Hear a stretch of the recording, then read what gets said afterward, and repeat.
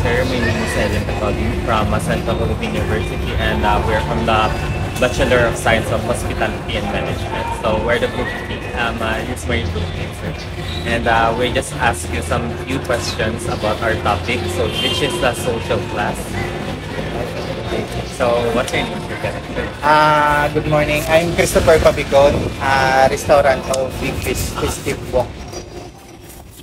So here's the first question, sir. Are there any social class indicators within the establishment? Yes. Does the company handle discrimination complaints specifically related to socio-economic status? Na-handle ni siya namon because ang ginano namon sa amon restaurant is all class sang mga customers namon is dapat kumbaga na service namon equal.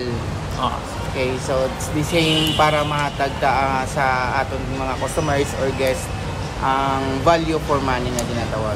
Okay, so wala na siya kami gapili kung ano nga class siya, class B, class C, class E.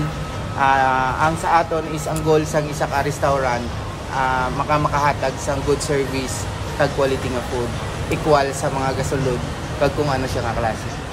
How does the establishment handle incidents of discrimination or bias in the work? Incident sa mga biases sa workplace is depend sa leadership.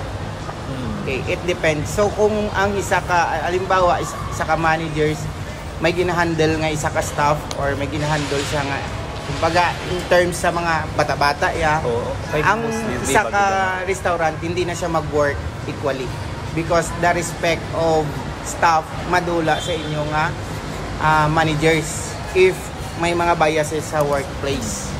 Okay? So dapat as a restaurant managers, as a leader, dapat equal ka. And then dapat neutral ka sa imong mga staff. Dira na masulod ang ginatawag nga teamwork. Kag we work kumbaga as a family. Okay? Kaya mo na ang ginahambal ko sa staff ko. Wala ko kung halimbawa in terms sa sip-sip, magpasip-sip ka mo sa akon as a restaurant manager, halimbawa talaan mo ko pagkaon, tanan ko nga ginasugo in terms nga personal ara sa imo, i-treat ka Japon as equal. Okay? Kung wala ka gapalapit sa akon o gapalapit man siya sa akon, permi ka sa akon, ginamba ko na sa ila tanan, ginatreat ko ka mo equal. Kag kung may mga halimbawa committed ka mo nga mga sala, magadra masulod kung bias ka, kung lapit siya sa imo, i-bias mo siya. Sa akon, it's never good. For the 16 years, ang respeto sang staff dapat aral. So the last question, what steps does the establishment take to create an exclusive work environment where all employees feel valued and respected? Halin sang una, dapat mo ginman ang imo employee.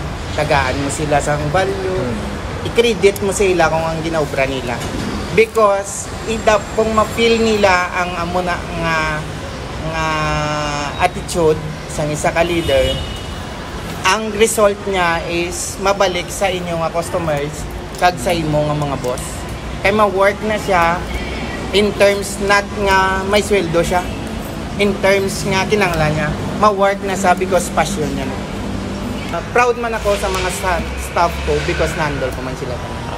Okay, so muna nga wala ko gaano mga discrimination because ga-depend na sa leader kung paano mo sila tanawon nga equal, not for nga sarili mo nga interest because kung amo na pairalon mo ang imo nga team sabog na sa, pero kung halimbawa ara ka sa ila neutral sa tunga ang team mo magiging isa kag kung ano ang goal sang isa ka company, mission, vision, masunod nyo gid na siya. In terms nga ara tanan ka mo, ara imo tao tanan naga-support sa iyo. Amo na ang secret sa isa ka food industry or service industry.